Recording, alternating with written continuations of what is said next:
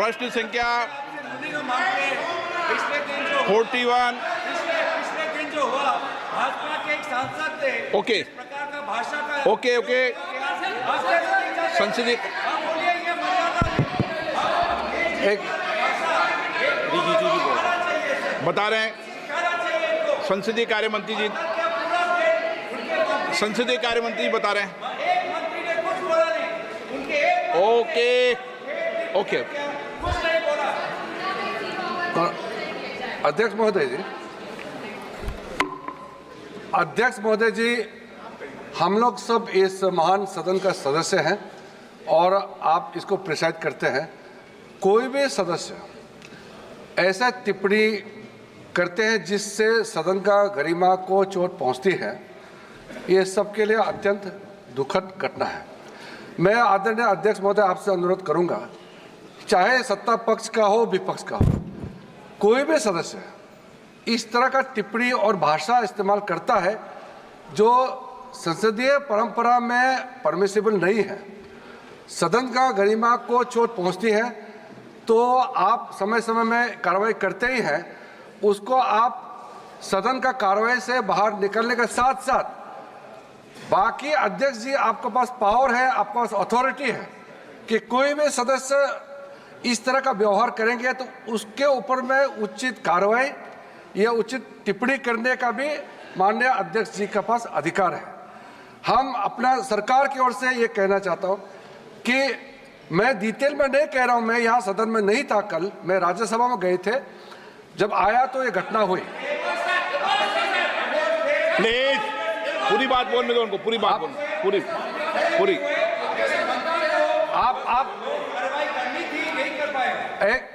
क्योंकि मैं चाहता तो मैं डिफेंड कर सकता हूं या उसको मैं टिप्पणी नहीं कर रहा हूं। ओके मैं टिप्पणी नहीं करना चाहता, मैं इसे इतना कह रहा हूं कि हमारा जो भी मेंबर को प्रोवोक कौन किया, किसने किया, बोला, मैं इसमें नहीं जा रहा हूं। मैं इतना ही कह रहा हूं कि अगर सदन के अंदर में उचित वक्तव्य नहीं दिया गया है तो उसको उचित कार्रवाई माननीय स्पीकर महोदय के पास है और उचित कार्रवाई माननीय स्पीकर जरूर करें।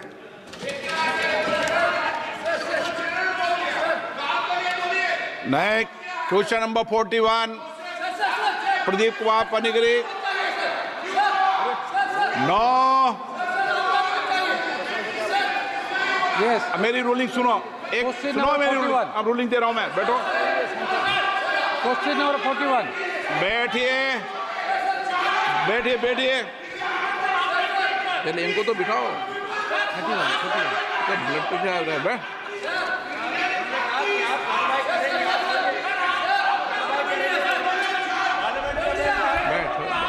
प्लीज बैठो, प्लीज प्लीज प्लीज प्लीज बैठिए बैठिए बैठिए बैठिए। 41 माननीय सदस्यगण, इस सदन की बहुत मर्यादा है, उच्च परंपराएं रही है, परपाटी रही है। हम सबका सौभाग्य है कि मैं 18वीं लोकसभा के अंदर जनता ने चुनकर भेजा है। मेरा सभी लोगों से आग्रह है, चाहे सत्ता पक्ष हो, चाहे प्रतिपक्ष हो या बीच के सदस्य हो, सभी माननीय सदस्य सदन के अंदर अपनी बात को कहें, चर्चा में भाग लें, मर्यादा रखें, कोई ऐसी टिप्पणी न करें जो सदन की मर्यादाओं के अनुकूल नहीं है और संसदीय परंपराओं के अनुकूल भी है। हम और कोशिश करें इस सदन में उच्च कोटि की परंपरा बने, प्रपाठ बने, लोग चर्चा करें कि 18वीं लोकसभा के अंदर चुनने वाले माननीय सदस्यों ने इस सदन की गरिमा को बढ़ाया, मर्यादा को बढ़ाया, इसकी मर्यादा प्रतिष्ठा को बढ़ाया और दुनिया के अंदर भारत की संसद की जो लोकतंत्र में जिस तरह की प्रतिष्ठा है वैसी परंपरा बनी। मैं सभी माननीय सदस्यों से आग्रह करूंगा, ऐसे शब्द स्पंज तो हम कर ही देते हैं, लेकिन उसके साथ साथ आगे भविष्य में ऐसा कोई भी शब्द, ऐसा कोई भी बात न तो बैठे बैठे टिप्पणी करें, न अपने भाषण के अंदर टिप्पणी करें। एक और आग्रह करूंगा कि मैं फिर आपसे आग्रह करूंगा, कभी आसन से बहस और चुनौती देने का काम भी नहीं करें। मैं आपको पुनः आग्रह कहता हूं। और हम जितना आसन का सदन की गरिमा रखेंगे उतनी प्रतिष्ठा आप लोगों की भी अपने अपने क्षेत्र में बढ़ेगी कि संसद के अंदर बोलने वाले अनय मैंने कह दिया है और चेतावनी दे दी है बहिष्कार के लिए। मैंने जब सदन से कह दिया फिर ऐसा नहीं है, मैंने आपको बता दिया, अब मैंने कह दिया, ठीक है।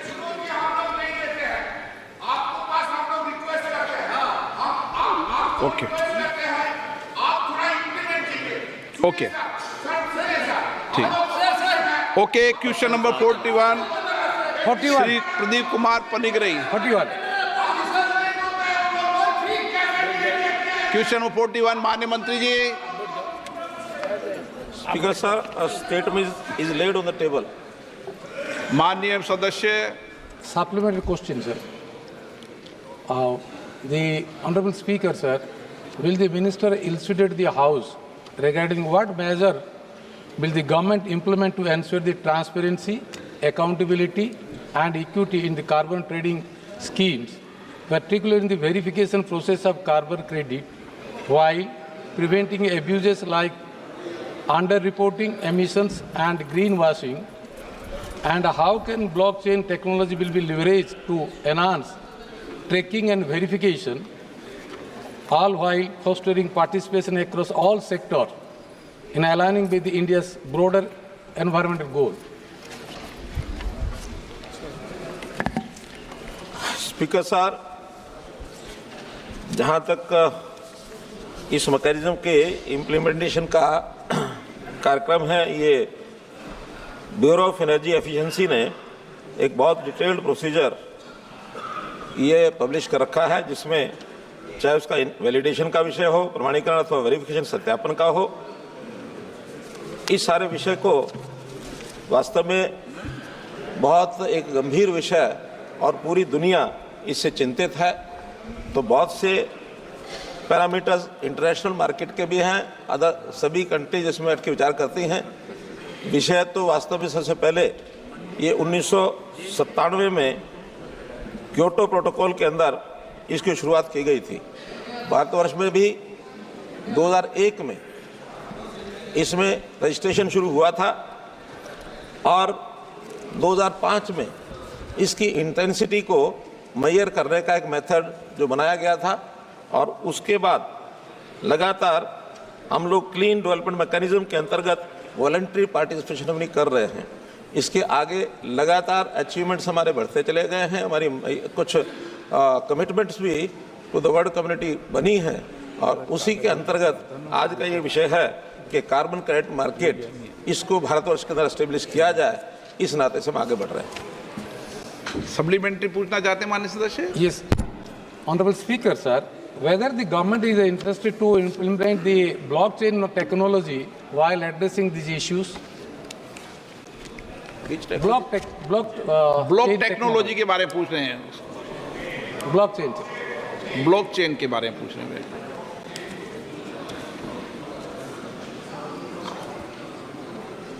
Blockchain is being in the registry of carbon credit certificates by great control of India, it is being implemented. Shri Manish Tiwari ji. Thank you very much, Mr. Speaker, sir. With your permission, Mr. Speaker, sir, I want to ask a broader policy question.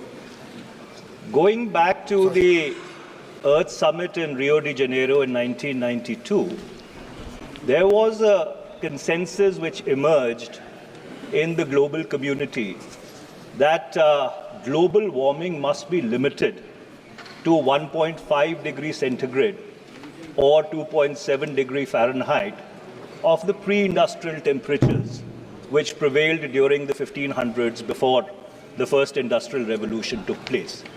Now, from 1992 onwards till 2024, this figure or this number has been the trigger for a number of regimes like the common but differentiated responsibilities, the nationally determined voluntary contributions. In the current economic survey, I do not know whether the Honorable Minister has had the chance to read the current economic survey, but there are two chapters which pertain to energy transition, Chapter 6 and Chapter 30. Now, interestingly, in this economic survey, the sacrosanct of 1.5 degrees centigrade, that is, the global temperature should not rise beyond